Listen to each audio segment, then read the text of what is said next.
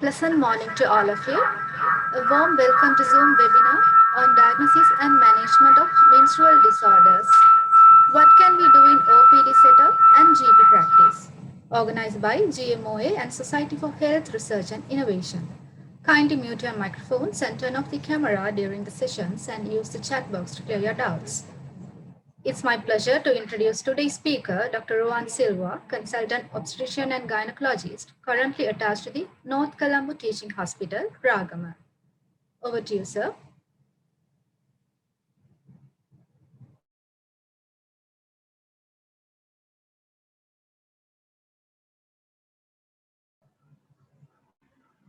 Hello, good morning. Good morning, everybody.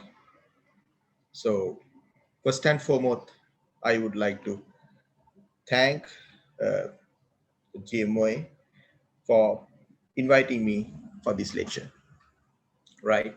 So, the time allocated for me from 9:30 to 11, but I don't think that I will do such a long lecture. So, usually my lectures are very small, right? But I think it will be very useful for you when you practice as a general practitioner or doctor at OPD. So mainly when I was getting ready for this lecture, I really wanted to avoid, complicated, jargons, right? Complicated medical things, Just I want to have a, to teach you how to, approach a patient who comes to you, who present at your GP practice or OPD setup with a menstrual disorder. I just wanted to give you an overview. So, how do you think about the diagnosis and management, and what is your responsibility to care the patient? So thinking about your approach, not my approach, thinking about your approach, I, made this lecture. So this lecture may be very simple lecture, but anyway, try to concentrate on that. It will be useful for you, right? So I'm starting moving my slide presentation. So why this topic is important and how common this problem is, as a doctors who do general practice, who practice as a OPD setup, so, uh, this menstrual problem, menstrual disorders are very common at your GP setup, right? Especially, 5% of females present at your OPD setting are having menstrual disorders. And at the same time, this menstrual disorder has a major impact on women's quality of life. In turn, the impact on the society, impact on the country. So therefore, it's very important, topic to be discussed. Now, we'll approach this question in this way. Think there is a woman at your GP practice or OPD setting.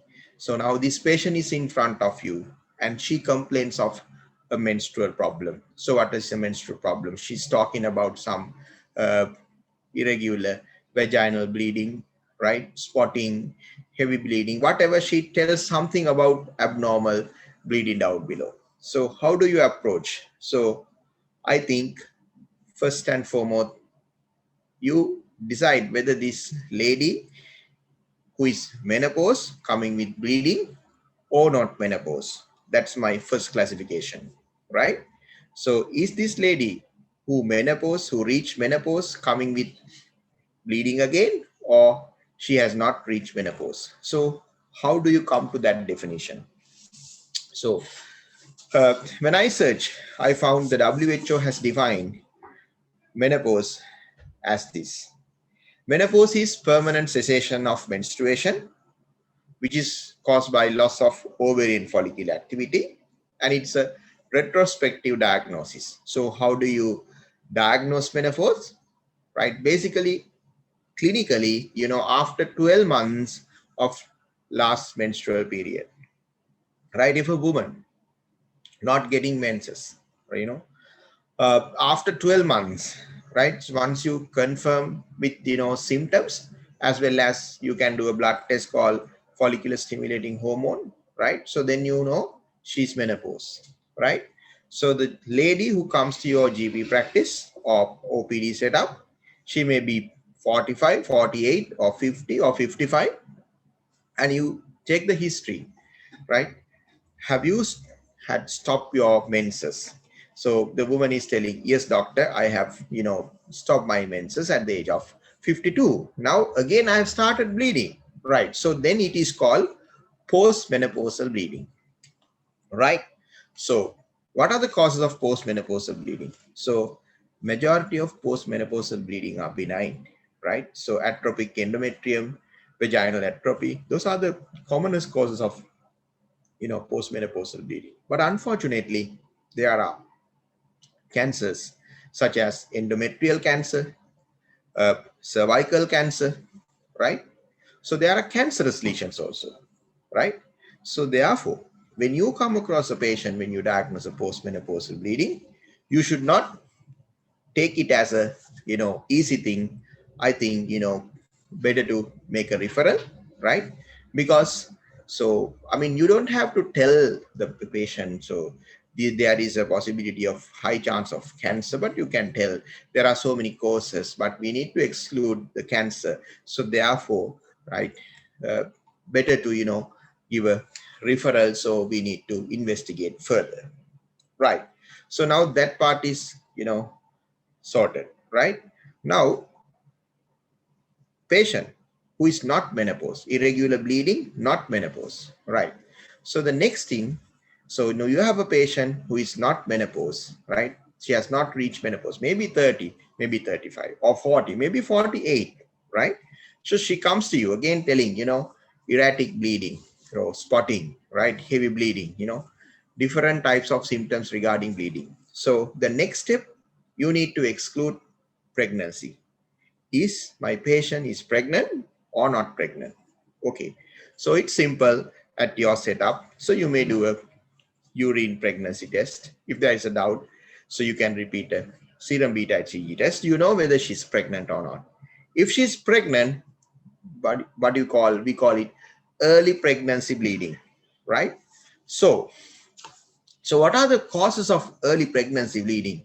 So there are some, dangerous high risk causes such as ectopic pregnancy, molar pregnancy, and different type of miscarriages, right? I think if the pregnancy is positive, so she needs a scan, she needs a further evaluation. We have to exclude ectopic pregnancy. I hope it's better to do an urgent referral if pregnancy is positive, right? So going back, so if patient is not pregnant, right? So we call that category abnormal uterine bleeding. I hope now I have reached to the beginning of my lecture. Today, what I'm going to talk about is abnormal uterine bleeding. So I think this practical approach, when a woman comes, whether she's menopause or not, if she's menopause, postmenopausal bleeding. So if she's not menopause, whether she's pregnant or not, if she's not pregnant, so abnormal uterine bleeding, today's topic, I think that practical approach is very useful at your setup. Okay, now your patient is in front of you. She's not pregnant, she's not menopause, she's coming with abnormal, irregular bleeding. So history is the most important thing. So what are the points I want to highlight in history taking? Whether her menstrual cycle is regular, right? Whether menses is absent, or whether she has regular cycles, or whether she has irregular cycles. Frequency, whether she has very infrequent cycles, she get menses once in 3 months, or whether she has normal frequency or very frequent, so she get menses in 21 days, 20 days, right? What about duration of menses? So how many days, does it last? Whether the duration of menses is shortened, or duration is normal, or duration is prolonged. Then volume, of the menstrual bleeding, whether it's a light, very minimal bleeding, or normal or heavy, right? So you should never forget or ask about last menstrual period. You should never forget to think about pregnancy, right? So it's simple menstrual history is very useful for you, right? So let me define what is normal menstrual cycle, right?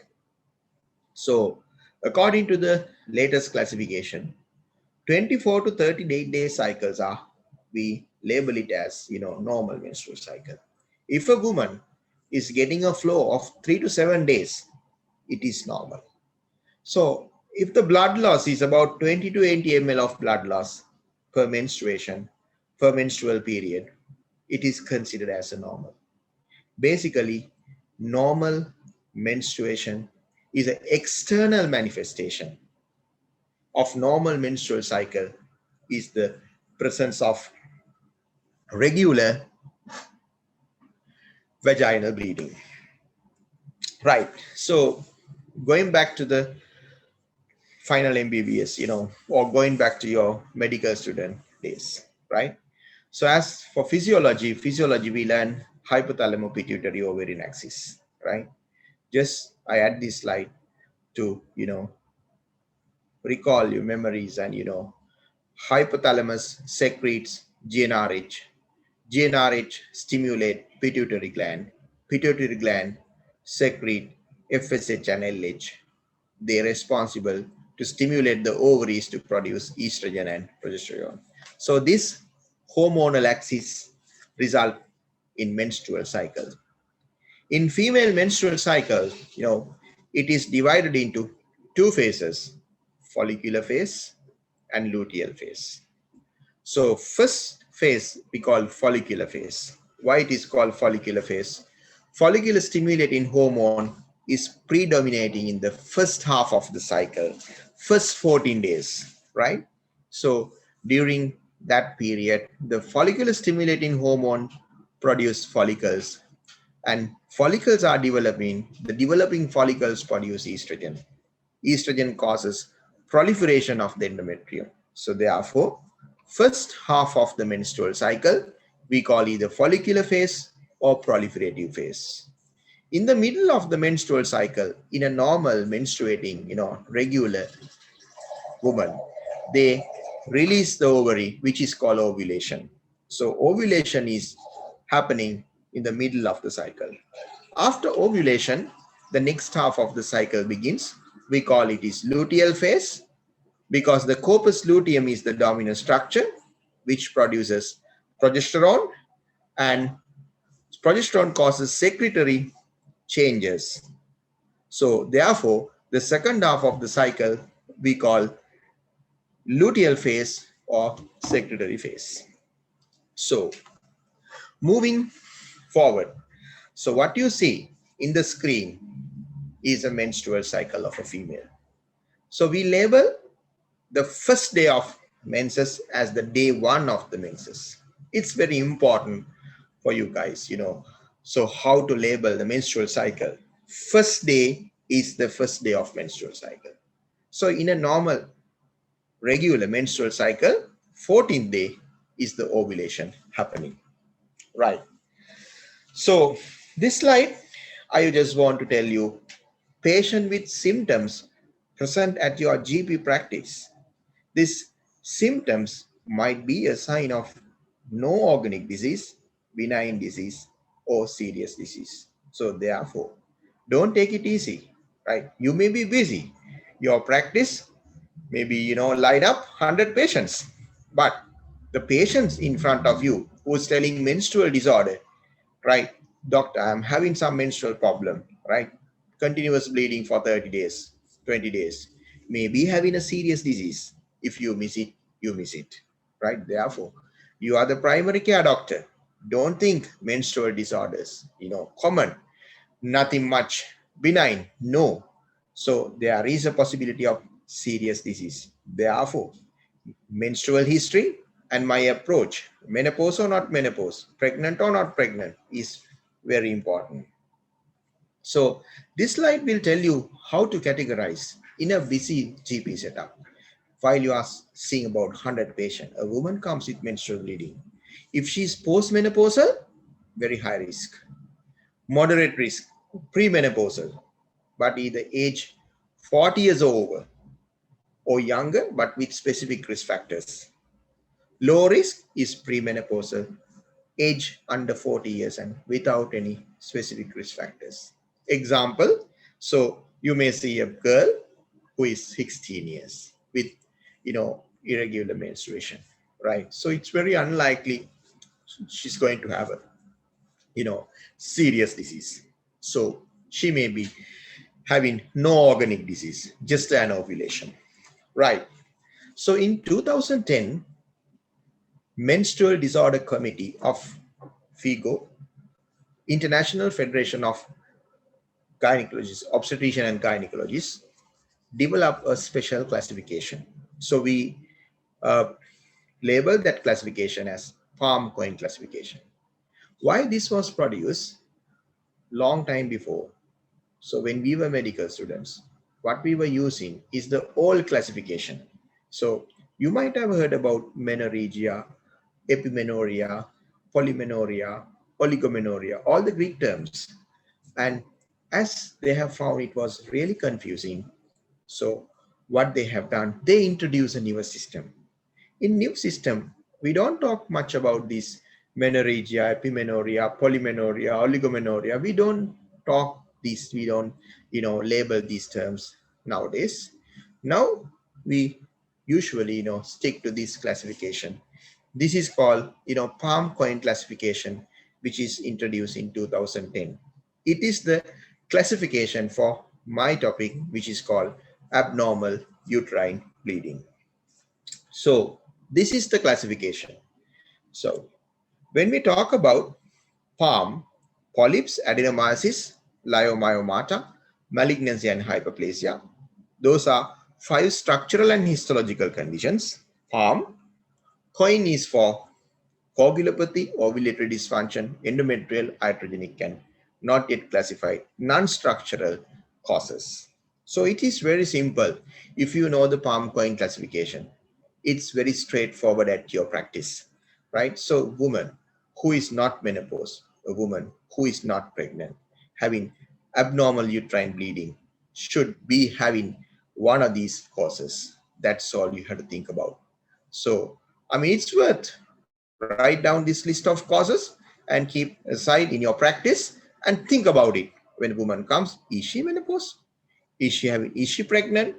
Not menopause, not pregnant. So she may be having one of these problems, right? So that should be your approach. Palm and coin and easy to remember. Right. So let me discuss, in this palm coin classification, few more presentation, which are very common at your practice. Sometimes you may come across, patients who are having heavy flow. So they tell, they're having continuous bleeding for months and months and very heavy menstrual bleeding, right? So NICE has defined, so heavy menstrual bleeding is excessive uterine bleeding, right?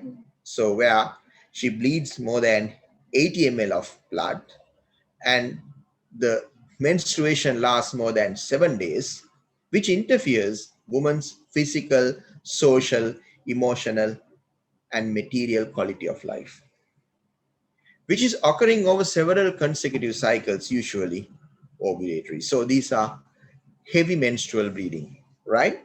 So thinking about causes, it's very similar to palm coin classification, right? So it can be due to fibroids, adenomyosis, polyps, coagulation disorders, pelvic inflammatory disease, thyroid disease, drugs, copper IUCD and endometrial cancer. So basically you don't have to think about, these etiological factors separately, as long as you know the palm coin classification, so that is good enough. So what are the investigation you can do? What are the investigation I can do as a consultant? Right, full blood count, you can easily do it. So you can think about anemia this woman is suffering. So check the hemoglobin.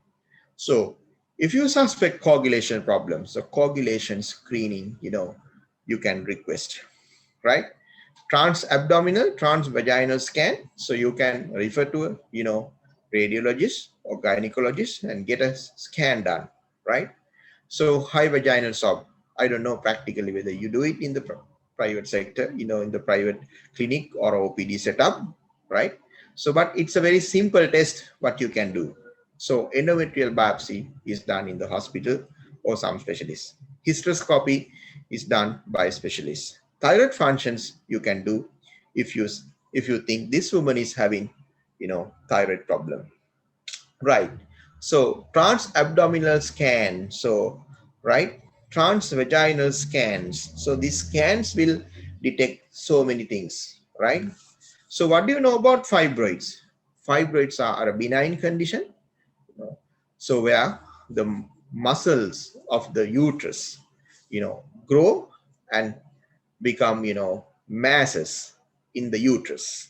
So these masses in the uterus can be located at different sites. It can be, serosal, subserosal, intramural, submucosal, pedunculated, and different types and different shapes and different sizes of fibroids. Usually fibroids comes in multiple. When having fibroids, they cause multiple fibroids. It's a benign condition, right? So fibroids are one of the commonest causes of heavy menstrual bleeding, right? So basically 30% of heavy menstrual bleeding is caused by fibroid. So therefore, a woman in reproductive age, not menopause, not pregnant, coming with abnormal uterine bleeding, and she described her symptoms as heavy menstrual bleeding. Every month she get menses, but it's very heavy, right? So you think about fibroid. What can you do? You can request for a scan. Scan will detect whether she's having fibroids, right? So if she's having fibroids, so I mean, medical management of, mefenamic acid, tranexamic acid can be initiated at your GP practice, and she can be referred to, further specific management. So another condition I want to highlight, it is adenomyosis, right? In palm cloin classification, letter A is for adenomyosis, right? So what do you mean by adenomyosis? So the normal uterus and adenomyotic uterus. What you see the difference? So endometriotic tissues are present in the myometrium. So endometriotic cells are present in the myometrium. Each and every time when the endometrium bleed during menses, so this bleeder comes into the myometrium. So the myometrium become enlarged, thickened, and it causes heavy menstrual bleeding and severe pain. So how do you diagnose adenomyosis? So actually, adenomyosis diagnosis is basically clinical, but ultrasound scan, it shows enlarged thickness of the, anterior, posterior walls of the uterus. In this scan shows the posterior wall is very thick, so that is, adenomyosis. And further MRI can be done, but it's not necessary. It's clinical diagnosis with clinical symptoms with ultrasound scan is good enough to diagnose adenomyosis. Adenomyosis is a benign condition, right? So where you can try with some medical management to reduce the bleeding tendency, the bleeding volume and duration. But, if not responding, at the end of the day, you'll move to the surgical management, right? So polyps in your palm coin classification, letter P stand for polyps, right? So this polyps can be endometrial polyps, it can be cervical polyps. So these are endometrial polyps, 1, 2, 3, and this is a cervical polyp, right? So what does polyp do in related to endometrium in menstruation? Right now, this polyp can cause heavy menstrual bleeding because it increases the, uh, increases the surface area of the endometrium, right? So, and this polyp uh, can cause intermenstrual bleeding, right? So, and this polyp, cervical polyp, can cause postcoital bleeding. So this can cause postcoital bleeding, so intermenstrual bleeding and heavy menstrual bleeding, right? So in addition to, uh, heavy menstrual bleeding and postcoital bleeding and intermenstrual bleeding also important salient symptom, right? So how do you diagnose polyps? It's easy to diagnose polyps by a transvaginal ultrasound scan. So in endometrial polyp, when you do the transvaginal ultrasound scan, the inside, endometrial thickness is increased. And cervical polyp can be easily diagnosed by your simple speculum examination of the vagina, right? So once you diagnose polyps, right, so we have to perform polypectomy. So the most of the polyps are benign, very rarely. So polyps are cancerous, right? So what are the management options we can initiate at GP setup, right? So mefenamic acid, tranexamic acid. So you can start, right? So it causes less bleeding, right? Progestogens, right? Noethicterone, right? You can start. I know, so most of the doctors are, prescribing progestogens, right? Combined oral contraceptive pills also useful, right? So basically, my general advice is, you can start these drugs, but think about the course. So what our doctors, forget is, so they give drugs, they don't think about what is the reason for this menstrual bleeding. So if you think palm coin classification, this can be a polyp, this can be a fibroid, this can be adenomyosis, this can be a coagulation problem. You think about a course and then you start this. So what is the importance is, so these drugs will temporarily stop the menstruation, but when you think about the course, you investigate. At the end of the day, you find the reason. So then the specific management can be done. Just giving noethicterone for 3 to 5 days is not enough. So at least, so you can start noethicterone for a good 21 days or 30 days until you sort out the course, right? So if I come across a patient with menstrual bleeding, I always think about, so what are the causes and how do I investigate? So this woman can't have, continuous bleeding until I sort out the cause, then I may uh, need to start the noethicterone course and I'll continue it for 21 to 30 days. In before the drug stops, I try to come to a conclusion. This menstrual bleeding, menstrual abnormalities due to this, right? Sometimes you come across, you know, uh, patients who are having little flow or scanty bleeding, right? Compared to heavy menstrual bleeding we discussed in the previous slides, right? So what are the causes?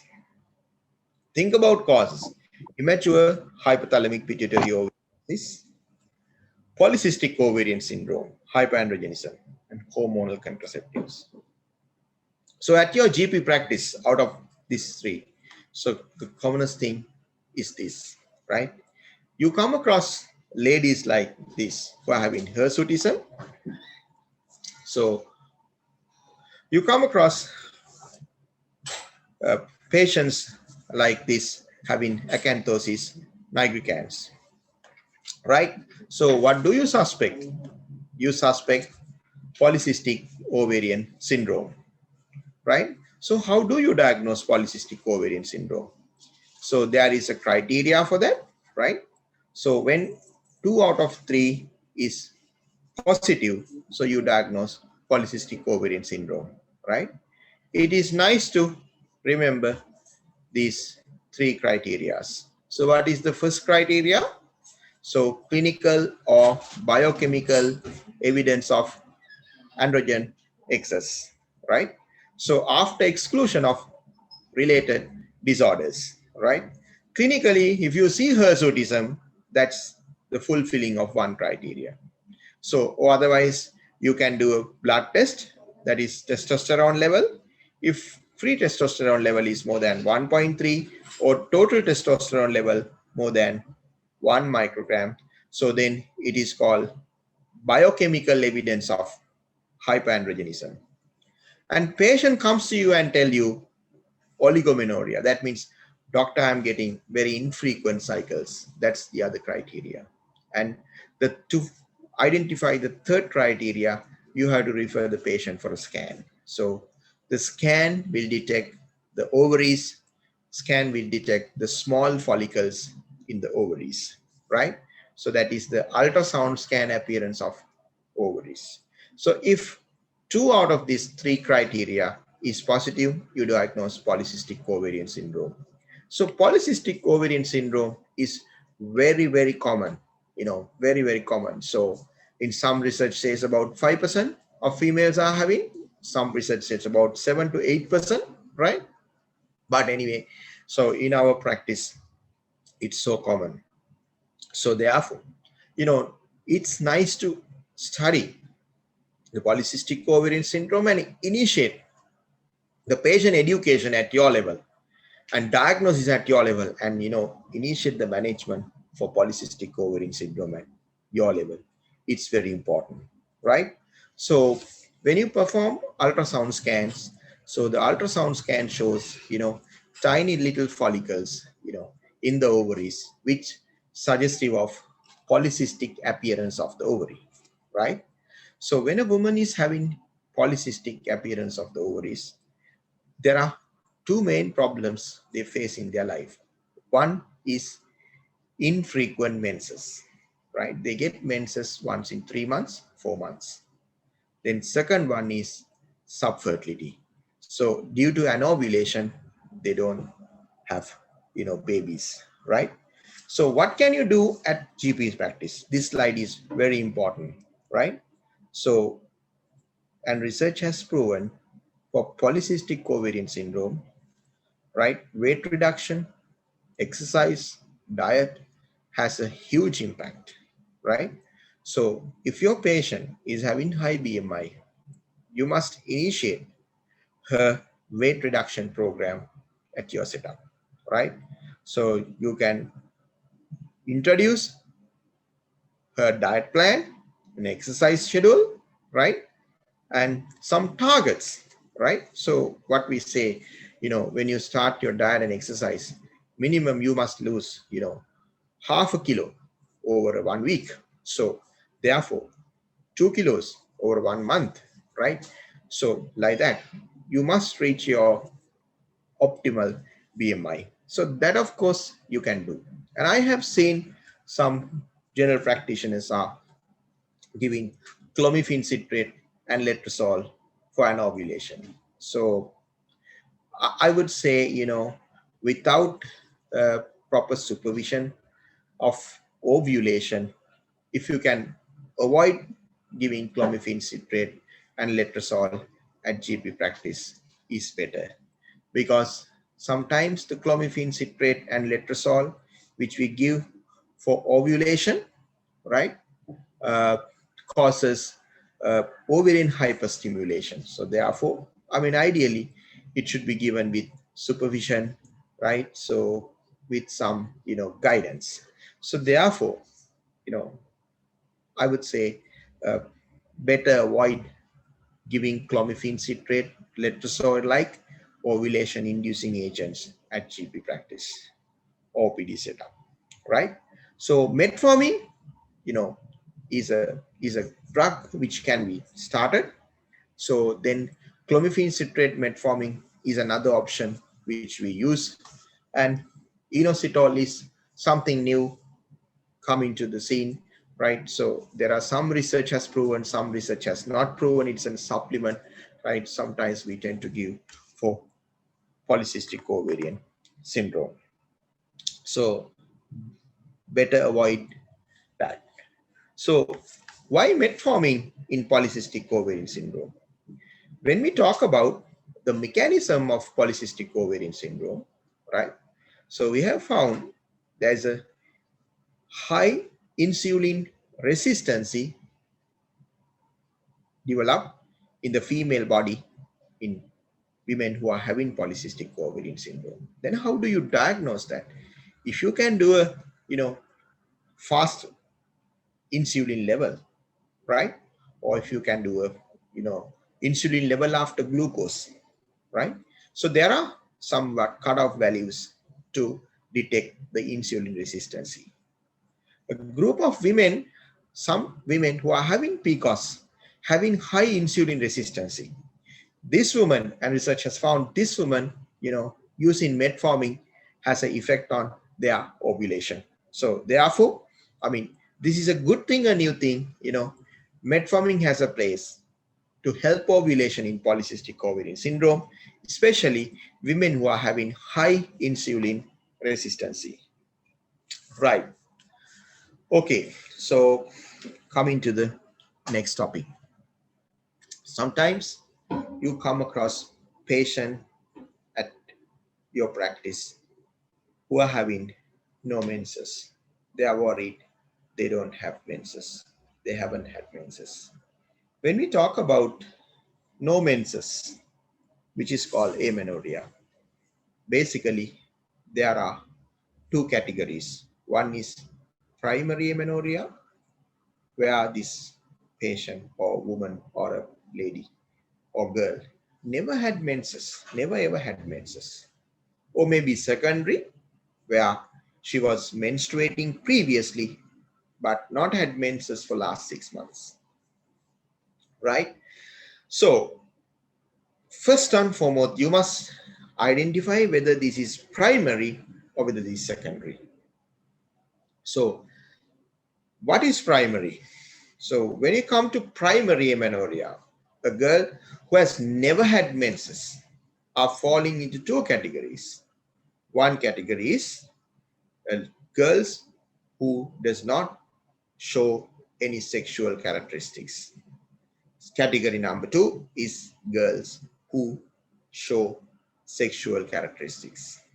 So if your patient does not show any secondary sexual characteristics, you must diagnose primary amenorrhea at the age of 14 years, right? When you diagnose primary amenorrhea at the age of 14 years, you must do a referral because we should investigate and find reason why.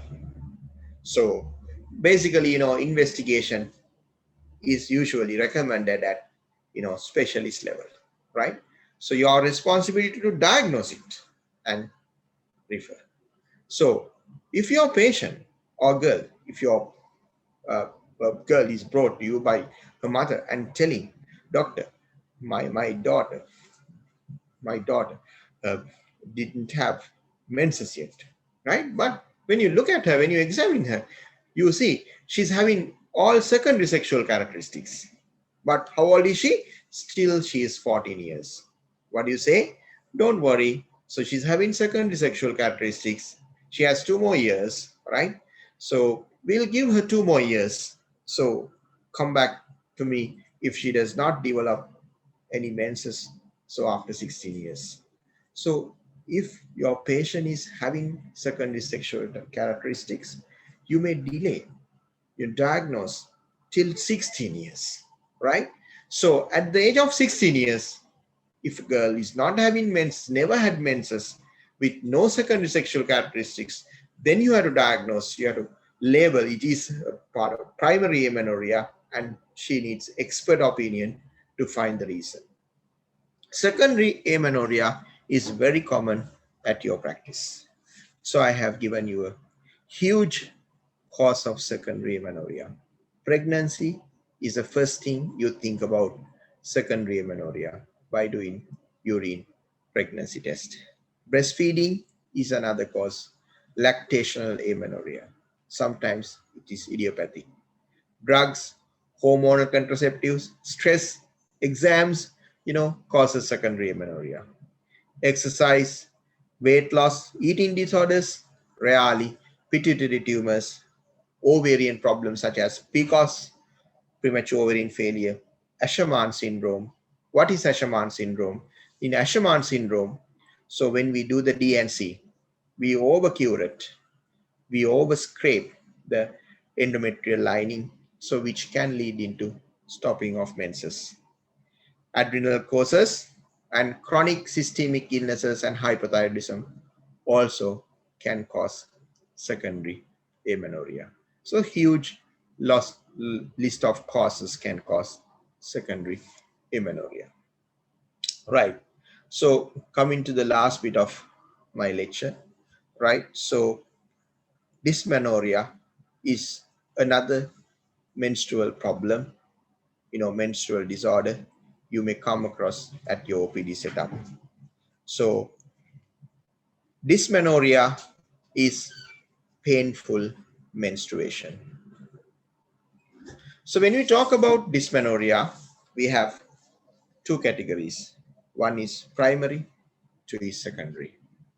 So what is primary and what is secondary? Let me describe it and let me explain how clinically important they are. Primary dysmenorrhea is a painful menstruation. A young girl, just after a couple of months, 6 to 12 months of her menarche, she complained of painful menstruation. So categorized label as primary dysmenorrhea. So primary dysmenorrhea is not a pathological problem. It is sort of a physiological problem. So, and research has found primary dysmenorrhea is to excessive prostaglandin production in the uterine smooth muscle, which is happening at early ages after menarche, maybe 14, 15, 16 years, right? You ask whether your menses is painful. Yes, menses is painful. It is primary dysmenorrhea. But so if you come across a primary dysmenorrheic patient, right? So if you want, you can perform and you can request an ultrasound scan. Most of the time the scan is normal because so it is happening, from the days of, starting ovulation at the age close to, menarche. So what is your treatment? Simple analgesia, paracetamol, NSAIDs, right? So good enough.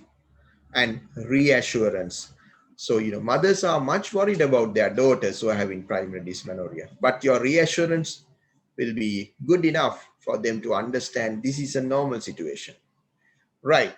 So, topic is secondary dysmenorrhea. What do you mean by secondary dysmenorrhea? Your patient is having painful menstruation, in 20s, 30s, right, or 40s. When you check in the history, she tells, Doctor, I didn't have such painful menstruation when I was young, when I was schooling. So I attained menarche at the age of 14, 16, 17, 18. I was not having any pain. So this pain is very recent. So maybe 2 years, 5 years, now I'm 30 years. So that is called secondary dysmenorrhea.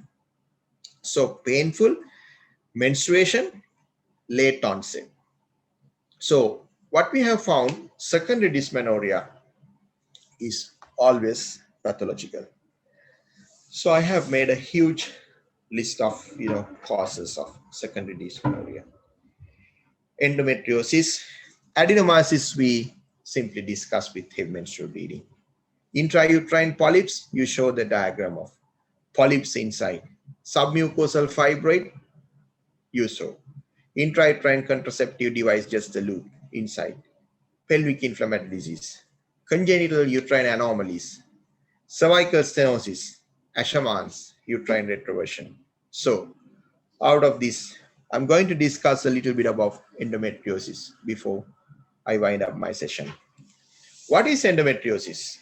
It is the presence of functioning endometriotic glands at sites outside the uterine cavity, which induce chronic inflammatory reaction. So endometriotic lining is inside the uterine cavity. But abnormally, when this endometriotic tissue, glands and stroma located outside the endometrium outside the uterus, maybe in the myometrium, maybe in the fallopian tube, maybe in the ovary. So that is called endometriosis. 8 to 10% of women in reproductive years are having endometriosis. So how common? It's very common, right? So this diagram nicely describes. So what is endometriosis? This red color lining inside the uterine cavity is located inside the uterine cavity is normal. When this lining is located in the fallopian tube, so when this lining is located outside the fallopian tube, when it's located over the ovary, in the round ligament, or outside the uterine cavity, it causes endometriosis. What happens? These endometriotic glands and stroma are hormonal dependent. As I explained previously, your menstrual cycle is governed by HPO axis. So due to changes in FSH, LH, estrogen and progesterone, so towards the end of a menstrual cycle, at the beginning of the next menstrual cycle, menstruation occurs. What do you mean by menstruation? Menstruation is shedding of this red color lining inside the uterus. So it comes outside as a menstrual bleeding. So what happens in endometriosis? If there is a lining located outside the uterus, each and every time during menses, this lining comes out. So there was a little bit of bleeding into the fallopian tube, bleeding into the ovaries, bleeding outside the uterus. Even though the menstrual blood, which comes out to the external os, vagina outside, this blood is accumulating. So when blood accumulates in the uterosacral ligaments, ovaries, fallopian tubes, rectovaginal septum, outer surface of the uterus, the lining of the pelvic cavity, bladder, bowel, vagina, cervix, vulva, and abdominal surgical scars. So these sites are the sites of endometriosis, right?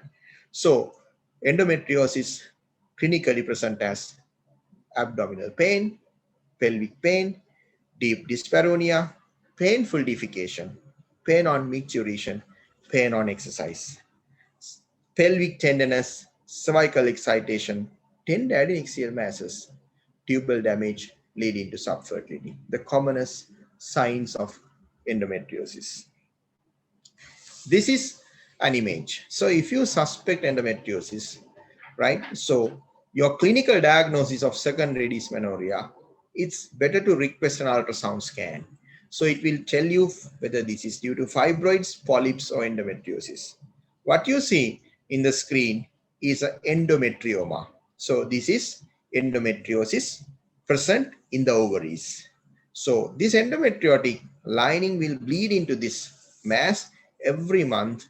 So collecting blood inside the endometrioma. So this appearance we call ground glass appearance. It's typical of endometrioma appearance. And this scan shows two endometriomas. Basically, just I want to tell you, this lady is having one endometrioma in the right ovary, one endometrioma in the left ovary. Here you see the uterus there, and left endometrioma is touching the right endometrioma. We call this kissing sign because two endometriomas, come together closer in posterior to the uterus in the pouch of Douglas, and there are a lot of adhesions. This is called grade 4 endometriosis. It's very severe. Right. So, and coming to the final part of my lecture, just I want to educate you about CA125. So it's another test you every day come across. Patients who are undergoing CA125, so due to different packages, different health packages. So, they don't know what is CA125. They just do the CA125. But as a doctors, you must know what is CA125. What is the clinical importance of CA125, right? CA125 is a blood test widely used as a marker for epithelial ovarian cancer. But always keep it in mind, right? So CA125 level can be high in benign conditions such as pelvic inflammatory disease, endometriosis, adenomyosis, and fibroids. Therefore, CA125 level high is not always a cancer. So you don't have to, educate patient this is a cancer. No, you can't say like that, right? Because CA125 is so common. I have seen so many health, insurance packages and things. They include CA125 as a, screening, but it's not, still recognized as a screening for ovarian cancer scientifically. But when we come across a pelvic mass or an ovarian mass, which is a possibility of ovarian cancer, we do CA125 because CA125 level is very important to assess the risk of the ovarian cancer. But at the same time, CA125 level can be high for benign conditions such as pelvic inflammatory disease, endometriosis, a benign condition we just talked about, adenomyosis today, we discussed fibroids, so are benign conditions. At the same time, non-gynecological causes such as gastrointestinal tract tumors, it can cause. So I'm going to tell you a practical, example and wind up the session. This report I come across very recently. So patient, she's 27 years, right? Her CA125 level is 101. So it is high, right? So, and the lab has, marked in red color. It's very high. Yes, it's high, right? But what she's having is secondary dysmenorrhea. Okay. So ultrasound scan, she is having an endometrioma like that. And when we do the laparoscopy, we see the chocolate cyst. So therefore, say 125 level, you come across at your practice, it's not always cancer. So there are a lot of benign conditions which can increase. So actually my presentation is over, right? So again, I should be thankful to the GMOA for inviting me, as well as thankful for you guys listening to me, right? So if you have any questions, doctor is there to coordinate with me, to answer the questions. Are there any questions? Thank you very much, sir, for the excellent presentation. There are a few queries. First question from Dr. Chaminda. What could be the management of a teenage girl with irregular menstrual bleeding? Right. So teenage girl with irregular menstrual bleeding. It is, can you answer this call, my dear? Till that, I'll call her back in a few minutes. Right. So basically, my approach, teenage girl, is she menopause? Not menopause. Right.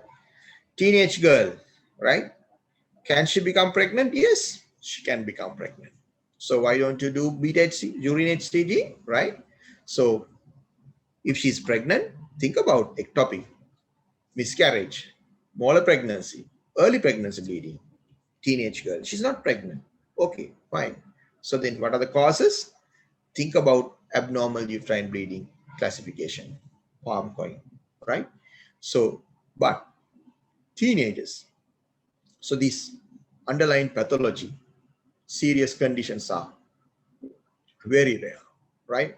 But anyway, as she's having, irregular bleeding, you must investigate, right? Irregular menses. She needs a scan. She needs a full blood count. She needs thyroid assessment, right? So she needs, if necessary, other hormonal assessment, right? So then you decide what is your management. You find everything is normal, right? So then irregular menses of this teenage woman, girl, may be due to an ovulation, right? So maybe due to PCOS, maybe your weight reduction, very useful. Sometimes you may have to advise, 3 cycles of combined contraceptive pills, hormones, for her to get her menses normal. So always use the approach, the flow chart I have, given in this lecture.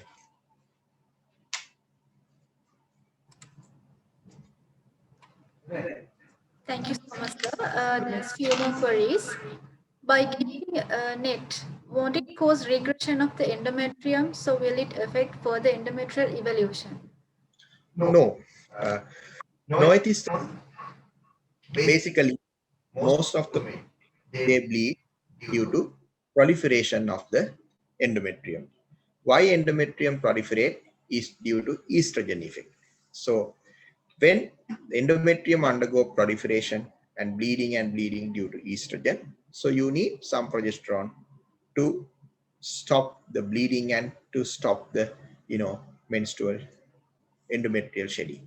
So I agree. So the long-term noethicterone therapy is to atrophy the endometrium. But what I am describing at your practice is not noethicterone for 6 months, not that. So at least for 2 weeks, right? You always give for about 3 to 5 days and they start bleeding again. So at least 2 weeks, and then within that period, you must think about ultrasound scan. You must think about endometrial evaluation by a specialist. You must think about find the reason why this woman is bleeding, right? So if you think in that way, right? So I think your treatment will be very useful at your GB practice, because what I am always telling, think about the cause, not the symptom. Symptom is there, but think about the cause. Symptom and cause, both you have to tackle. Any other questions? Thank you, sir. One more question. Can PID present as foul-smelling discharge immediately before or after menstruation? What should be the treatment?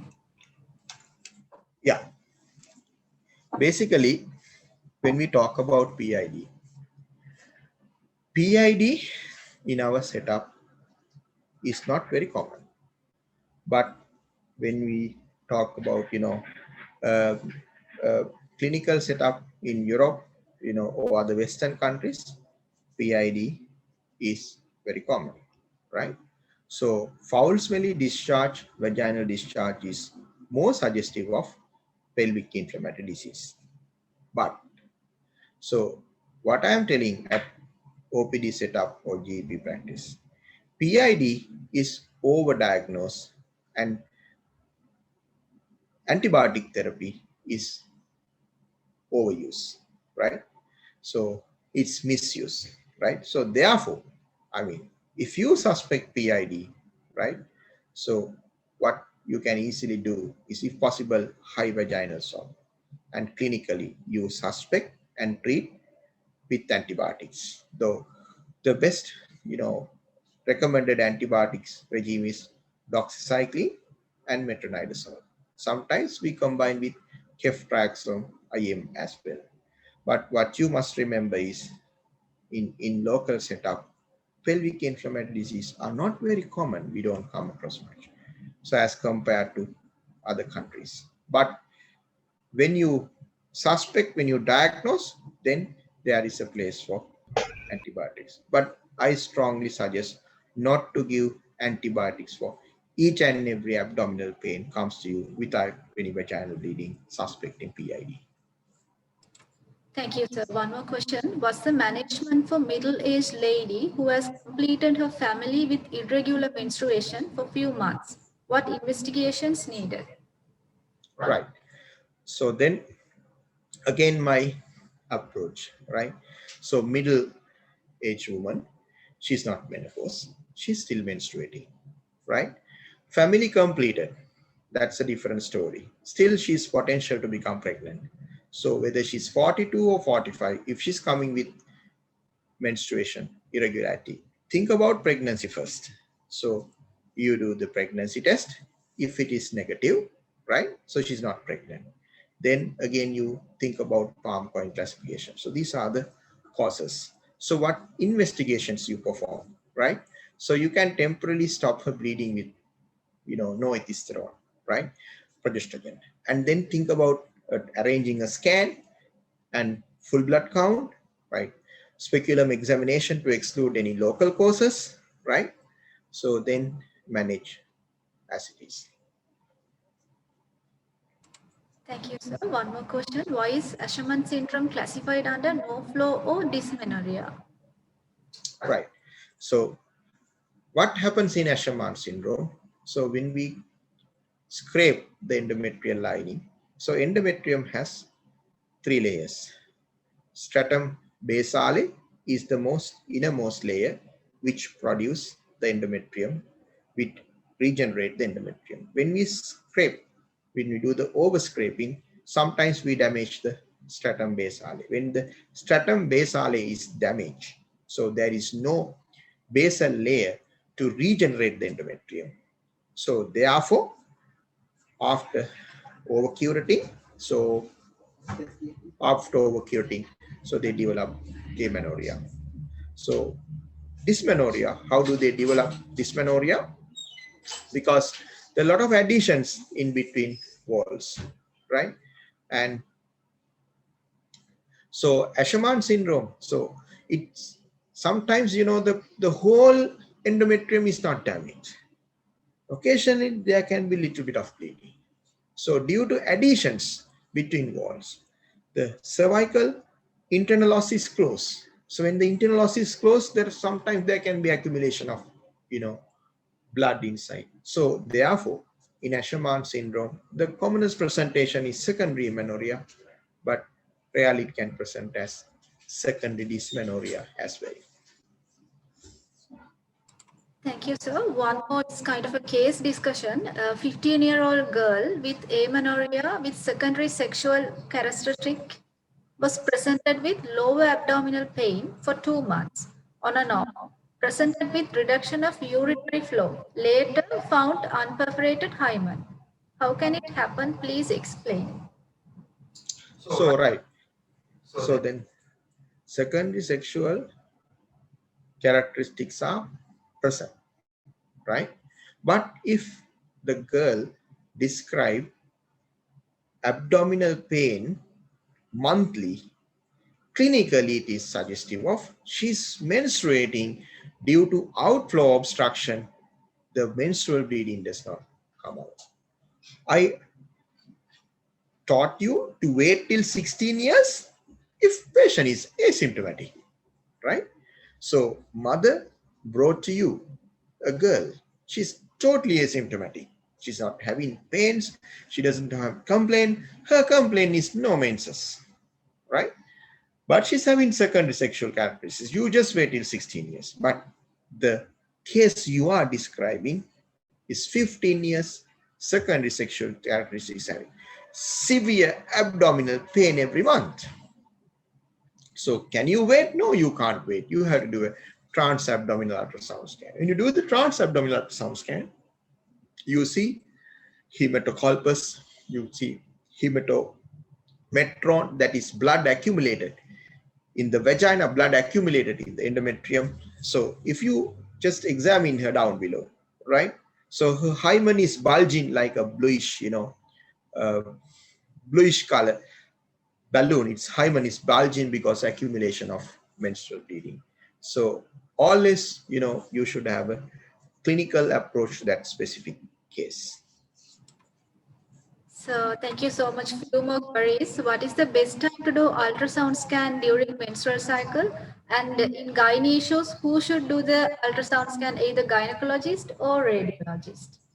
Absolutely fine. Whether it's a gynecologist or radiologist, it's not a big issue, right? So what you have to do is you have to do a proper ultrasound scan. So the best time to do an ultrasound scan. So basically there are, fertility wise, there are, two things. One is we do follicle tracking around day 11, day 12. So that is to check follicles, right? The day 11 or day 12 of the menstrual cycle.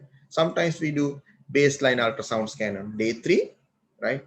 But sometimes depending on the symptoms, patient complain of pain, severe dysmenorrhea or something else, irrespective of the menstrual cycle we do, right? For a patient who is not having that symptoms, the best time may be 11 or 12 days to check whether she's ovulation, right? So I mean, any expert who are trained and qualified to do an ultrasound scan, it's absolutely fine. Thank you, sir. Last query, what's the best treatment for premenstrual syndrome? And if a young girl is having scanty menstruation, what should be the approach for investigation? Right. So scanty menstruation in younger women, you don't have to worry. So it may be, still the HPO axis is not mature. So there's no point in, giving hormones to make her bleed more, right? So the time will sort out the problem, right? Premenstrual syndrome is a very common disease, but not